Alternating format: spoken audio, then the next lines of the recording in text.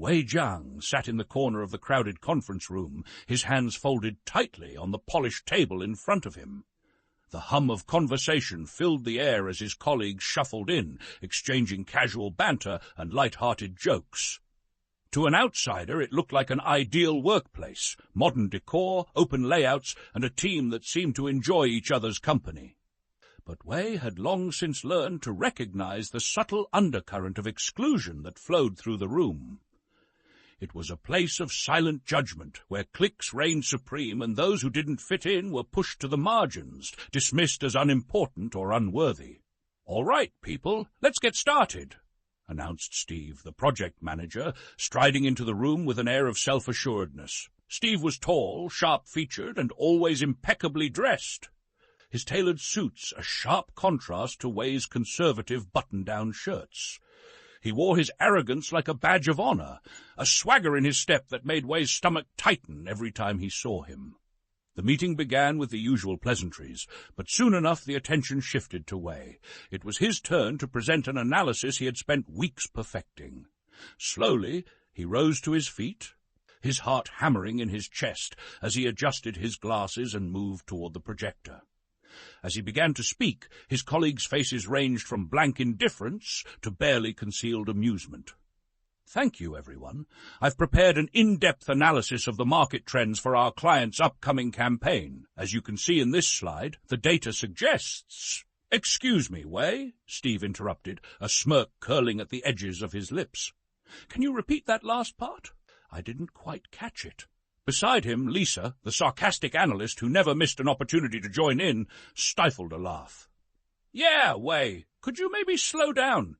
So we can all keep up," she said, her voice laced with mock concern. Her exaggerated tone made it clear she wasn't being sincere. A few snickers erupted around the room. Wei froze, his words faltering mid-sentence.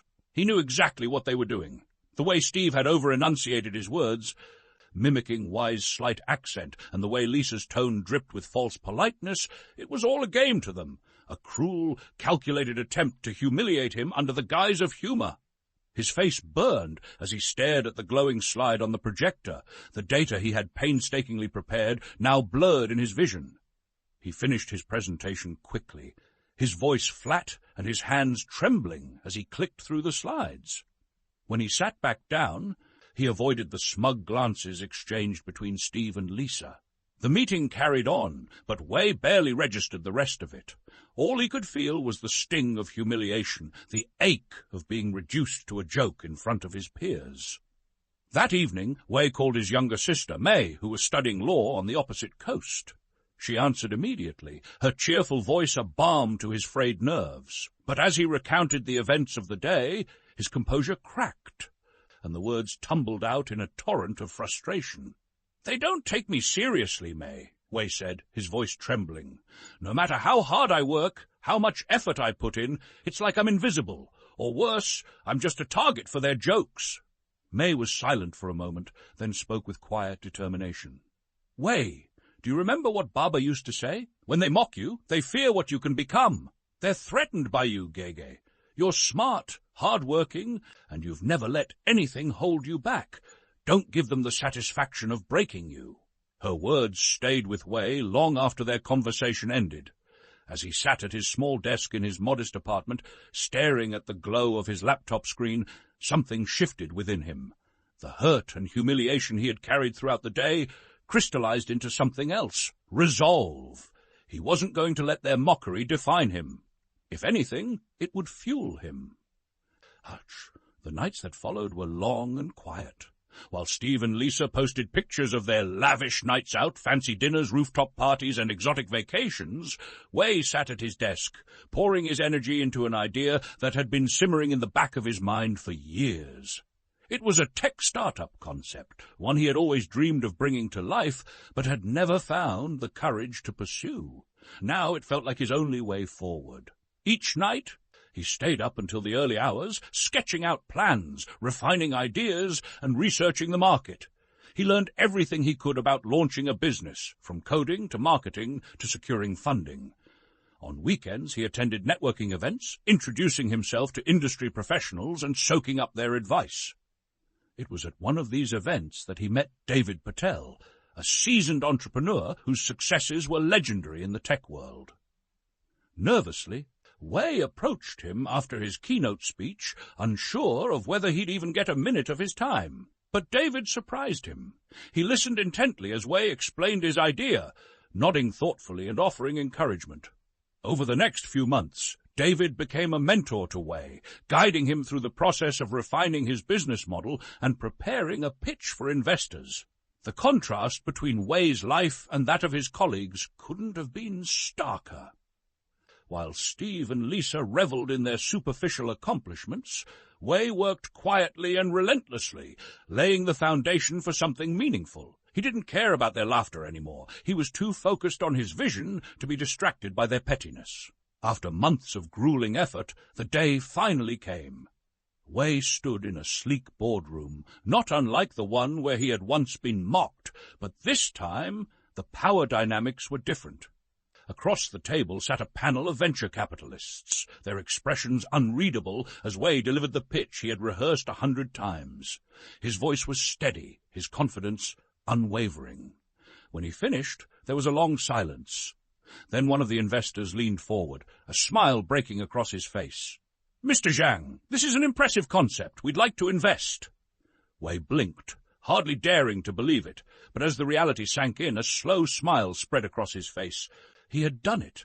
He had taken their mockery, their exclusion, their cruelty, and turned it into the fuel that had propelled him forward. As he walked out of the boardroom, the weight that had pressed on him for so long felt lighter. He wasn't the same person who had sat in that conference room months ago, shrinking under the weight of their laughter.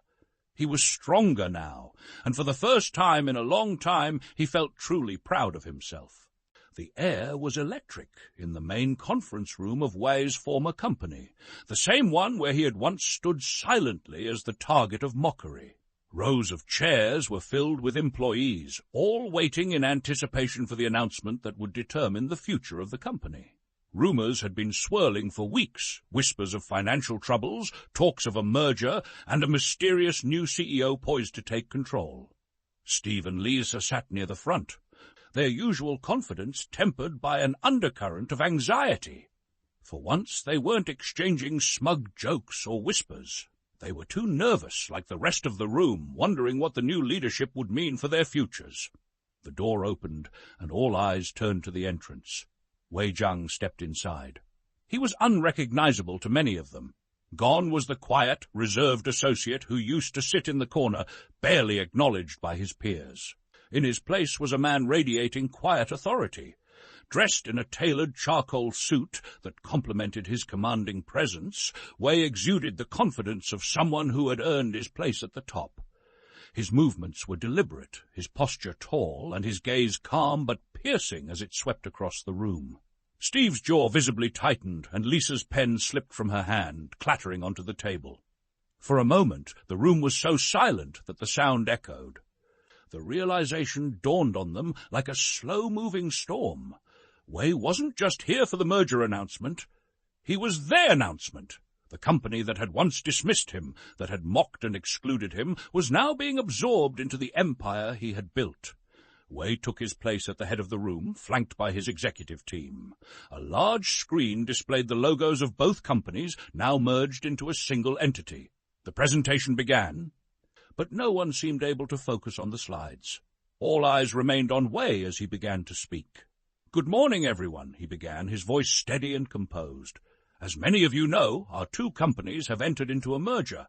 This decision wasn't made lightly, but it was necessary to secure a stronger, brighter future for both teams.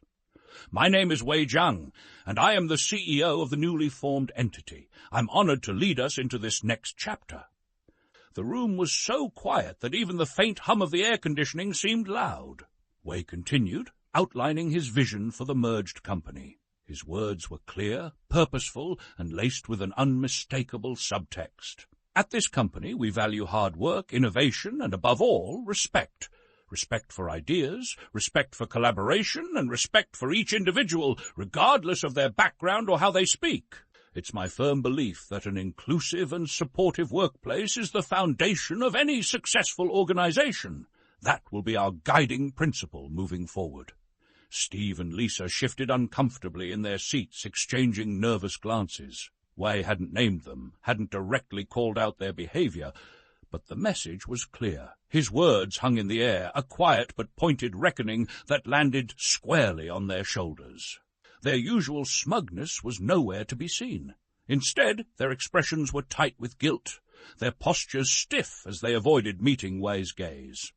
After the meeting, as employees filtered out of the room, Steve and Lisa lingered, clearly waiting for a moment alone with Wei.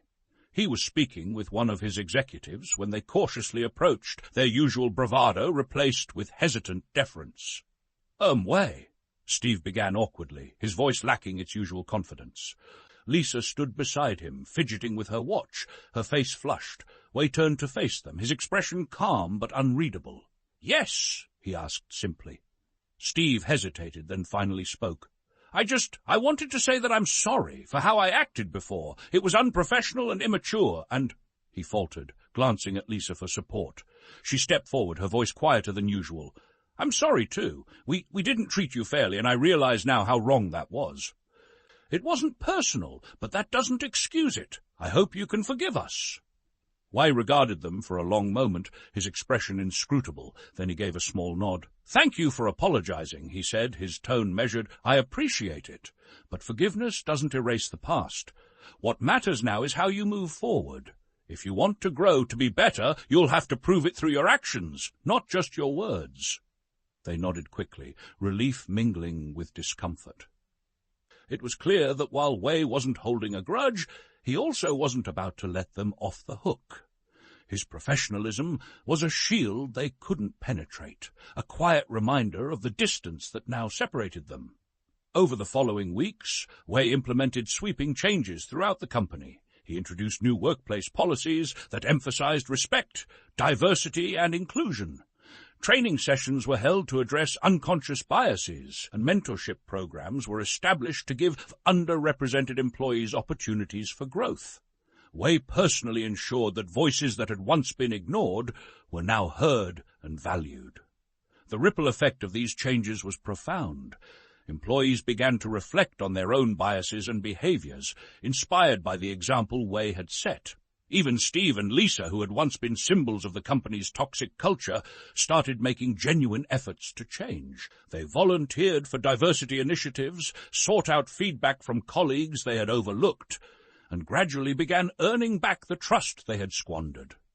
For Wei, the transformation of the company was deeply satisfying. But it was more than just a professional victory. It was personal. As he stood in his new office, the expansive city skyline stretching out before him, he reflected on the journey that had brought him here. He thought about the long nights spent working in solitude, the sting of humiliation during those early days, and the unwavering support of his sister May. Her words echoed in his mind, a reminder of the strength he had drawn from his heritage and his experiences. Our accent is our story, and our story is our strength. Wei smiled to himself, his hands resting in his pockets as he looked out at the horizon. He knew his journey wasn't just about proving his worth to others. It was about proving it to himself. And now, standing at the pinnacle of his success, he felt a deep, abiding pride, not just in how far he had come, but in the grace with which he had risen above it all. This was his story, and he had written it on his own terms.